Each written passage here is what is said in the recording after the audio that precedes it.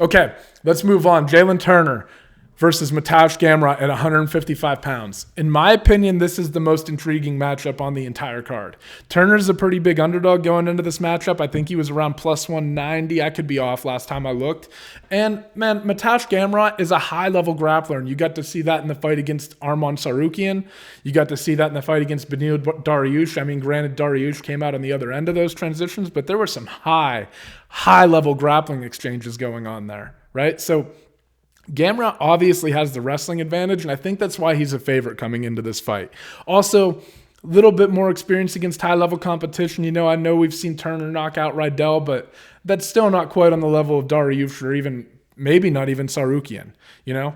So, Jalin Turner, like, super long for the weight class. I believe he's 6'3", right? And the thing about Turner, man, is that his ground game has come a really long way, and what he's kind of figured out how to do is put it all together, right? He's always been a really gifted striker, has really good hands, right? Obviously, he's very long, and he knows how to hold his range, but he does at times let people start entering in, like we saw against Jamie Mullarkey. Like, Mullarkey was able to get to the takedown, and I think when you look at stuff like that, it gives you a little bit of hesitation against Gamrot, right? Because Gamrot's probably going to be able to close that distance. He likes to shoot for that low single leg. He's good at locking up. Like, he's just really good as you start to chain things too, right?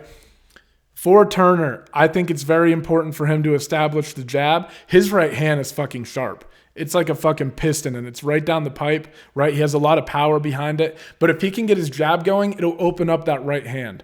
He needs to hold Gamrot. This is kind of, I think, the same story as what Pickett needs to do to Bo Nickel. But I think Jalin Turner has a better chance to do it against Gamrot.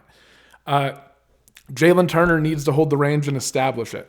He has to make Gamrot weary of entering into that space to ever take the shots.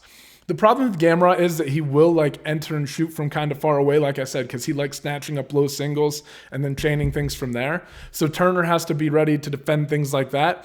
But the key for him, man, is, again, if you get into those situations, you need to keep your back off. First, you need to be circling, right? You need to keep your back off the cage, and you need to immediately work to defend and disengage.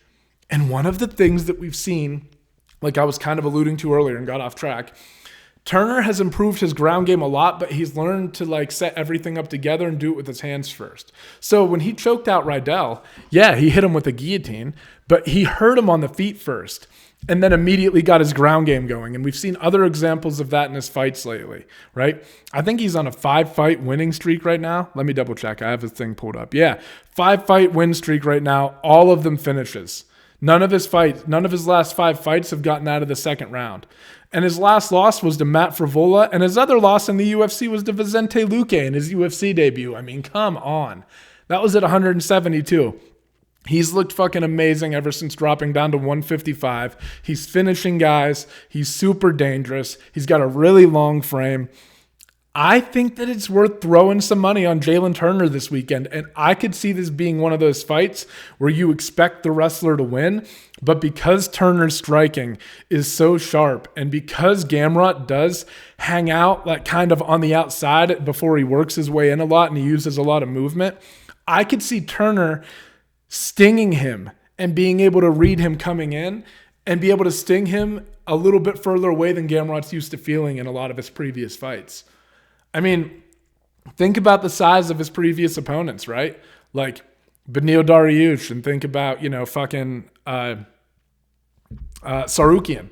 Neither of them have the range or the distance with their striking that Jalin Turner does.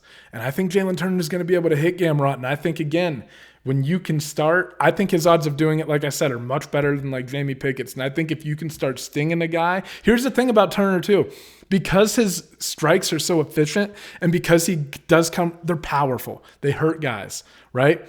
So when he starts stinging you with things, it hurts you too, and then that puts you on the defensive. If Jalin Turner can manage the distance and always be wary of the shot, fend it off, disengage, and get back to center, right? If he starts off controlling the striking exchanges, which he has a good chance to do, I think you could see him be victorious in this fight.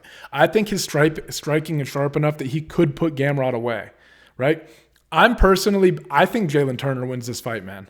I don't know why. I just have a feeling. I think that if Gamrot closes the distance and he finds ways to work to the inside like Malarkey did against Turner, then, hey, he's going to win the fight. He's going to be able to take him down. He's going to be able to chain things together. It's going to be very hard, I think, for Jalin Turner to keep up with those transitions if he is able to get inside. But I can see Turner being able to survive on the ground, right, when it does go there.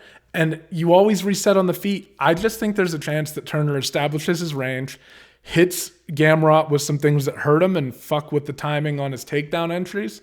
And I could see him finishing Gamrot in this fight, man. I think fucking Turner's really good. I think he's turned a corner in his career. And, man, he has never looked as good as he did against Brad Riddell.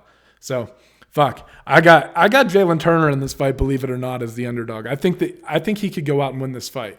Again, great matchup. Wouldn't be surprised at all if Gamrot does pull it off, but I think Turner pulls it. I think he takes the win.